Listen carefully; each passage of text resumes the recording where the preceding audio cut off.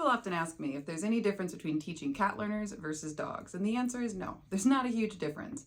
For example, though, cats being a biologically both prey and predator species, it can be helpful to put their soundboard on an elevated surface so that they feel more secure and they're able to think more clearly without having to worry about either getting stepped on or just anything else happening, right? So this allows them to just feel a little bit more safe, okay? Some of the buttons that we would choose for cats might be slightly different than we would for dog learners.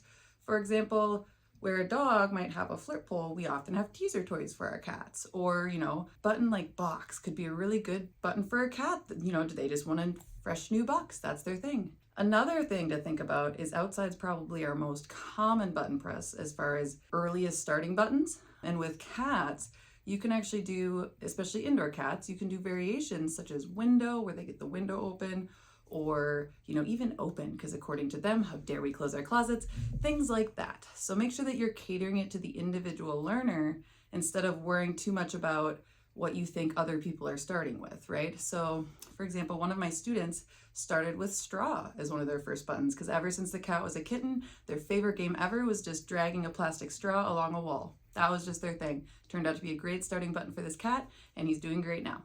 Let's see, I'm trying to think if there's any other differences. The only other thing is sometimes cats don't necessarily, it's very natural for cats to want to sit back and kind of do one of these once they get comfortable with something and kind of paw right at the buttons in front of them.